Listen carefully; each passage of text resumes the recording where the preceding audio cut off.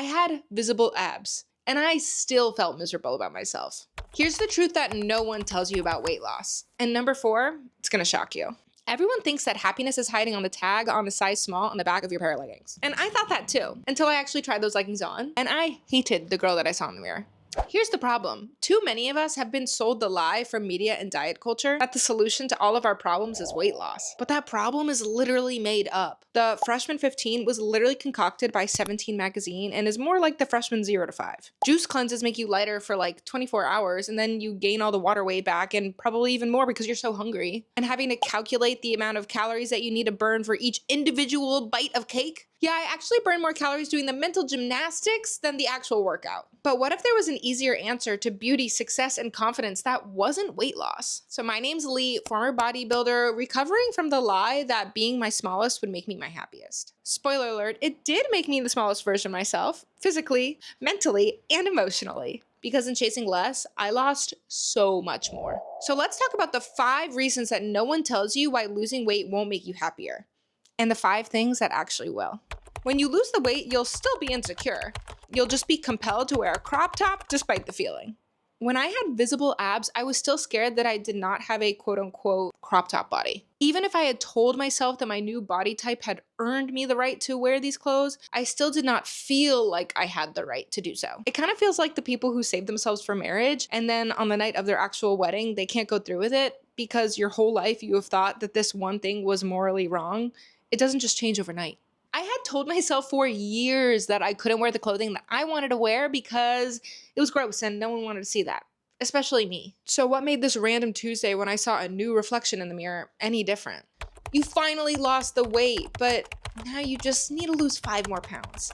If you chase physical results, you will always be chasing more. Think about the time you got a promotion at work. You worked so hard to impress your boss and you were working all those late nights to get there. But after the first month, you realize the pay bump wasn't that much and that sexy manager title isn't as sexy as senior manager could be, and oh, maybe I should start looking for a job somewhere else. When you're chasing a physical result, you'll always be wanting more because of these 2 things: the arrival fallacy and hedonic adaptation. The arrival fallacy is the fake thought that once you achieve a goal, you're gonna be happy forever. But satisfaction is fleeting. So instead, you get a sense of emptiness that follows after an accomplishment. Because true lasting happiness comes from the process of growth, not just reaching a destination. That's why Miley really nailed it when she said, it's all about the climb. Now you might be saying, Lee, I know that I'm different and my weight loss will change my life. I'm not gonna argue with you there. If you lost 100 pounds and now walking doesn't make you feel out of breath, or you can finally fit into your favorite ride at Disney World, that is life-changing. But just because you had this big change doesn't mean it's gonna hit the same 6 months from now. This is based on something called hedonic adaptation. Once something transformational happens to us, we get used to it pretty quickly. In the case of weight loss, we might have a big old dopamine hit once we reach our goal, but then that goes away pretty quickly and we're chasing that high again. Quick question, have you ever felt this way? Drop a white heart in the comments if you relate.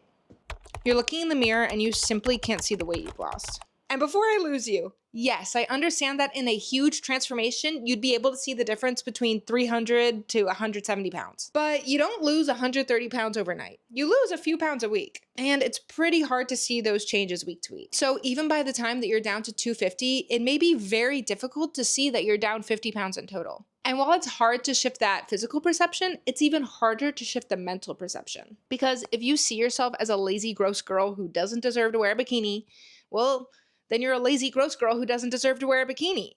This is because of the self-discrepancy theory. Self-discrepancy theory says you have 3 selves: who you are, who you want to be, and who you think you should be. Your actual self, your ideal self, and your ought self. And when those aren't aligned, well, you feel like shit. So say your actual self lost weight and now you are a size small, and your ideal self is skinny. Just because you lost weight and are now this new smaller size doesn't mean that your brain automatically sees you as skinny. And if your whole life your brain has been telling you that you need to be smaller, well, why would that voice stop now? Even though you are in fact smaller, the voice will still be whispering, more, lose more, lose more. So you look at that girl standing in the mirror and somehow she just doesn't feel like you.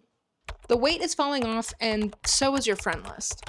Have you ever heard the quote, nothing tastes as good as skinny feels? Have you ever said it out loud? Have you ever said it at a friend's birthday party when they were handing you a piece of their own birthday cake? I have. No one ever warned me that the skinnier I got, the more lonely I'd feel. Instead, it felt like a lot of people were saying, oh, you're just losing those friends because they're jealous. Or they want you to suffer and be fat just like them. For you, which honestly, I don't know because I don't know your friends. But for me, didn't know how to think of anything besides herself and how she was better than everyone because she was trying to be skinny. I didn't know how to not make everything about me when I was dieting. I was obsessed with talking about my body, my weight loss, my workouts, my diet. And if I wasn't talking about it, I was talking about how I wasn't talking about it. If someone invited me to dinner plans, I would either not go because I had bigger goals, or I would bring my Tupperware prepackaged meals with me, which are two surefire ways to make everything about yourself. And who wants to hang out with the Tupperware girl or the girl who always no-shows? It's an inherently self-obsessed thing to diet down with the goal of a certain size. And it doesn't make it easy to develop relationships outside of yourself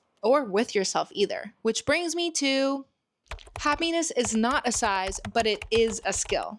When I was an outpatient for eating disorder treatment, I was not allowed to go to the gym or try to lose weight, even though I was binge eating and overweight. I was actually forced to eat dessert, but I had to try to only eat half and let the rest of it sit on my plate for the duration of the meal. At the medical institution, it was healthier for me to sit in the mental discomfort as I went from a size 8 to 10 to 12 to 14 than to be a smaller version of myself. This is because of something called affective forecasting. Basically, our brains are bad at predicting what will make us actually happy. And it goes hand in hand with miswanting. The idea that we often want the wrong things. I thought that losing weight and being skinnier would not only make me happy, but it would make me healthier. It would make me hot. It would make me popular and get a boyfriend. It would solve all of my life's problems. In reality, what I actually needed, and I wanted, was the confidence to walk out of the door with my shoulders back, to approach a guy without feeling like I owed him something, to make friends with the cool girls, who really were just girls all along. I needed to stop being so insecure.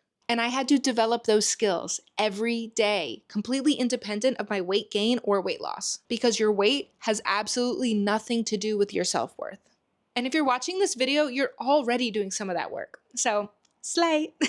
Now you're probably asking, okay, damn, now that I know that weight loss will not make me happier, what will? How can I be happier right now? Well, don't worry, I got you. Let's talk about 5 things you can do to be happier right now. Get a hobby. Okay, that was a bit aggressive, but what I do mean by that is find something that you can be proud of that doesn't have to be perfect. For me, that's going to dance classes. Learning a new routine every week and to practice performing in front of everyone to get rid of performance anxiety. I am so desperate to be perfect. So it can be really hard to go to perform in front of people when you know that you are about to mess up or you're like the most average person in the room. Build trust in yourself, not control over yourself. It's easy to think that quieting the bad thoughts means that we're in control, but actually it means we constantly have to be on high alert, policing negative behavior.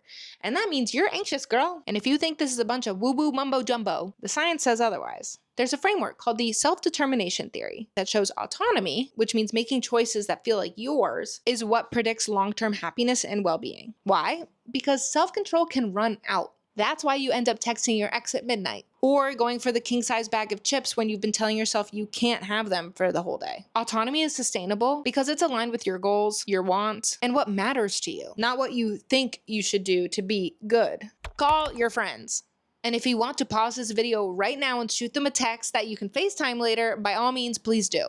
Because isolation, what we talked about earlier, fuels comparison and insecurity. Friendship, on the other hand, is one of the biggest predictors of long-term happiness. Research shows that your happiness bank account grows most consistently from strong relationships, even more so than from how much money you make or how you look.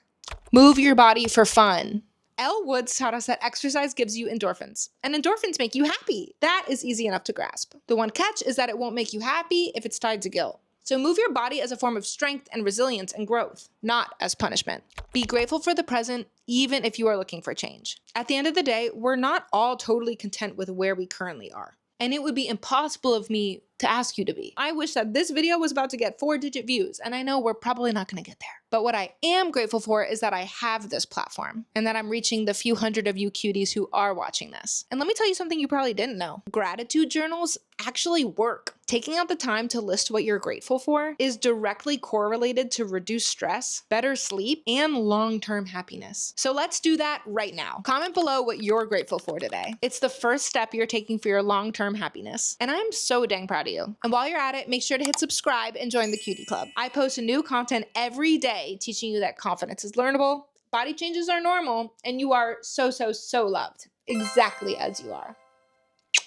Love you, cuties.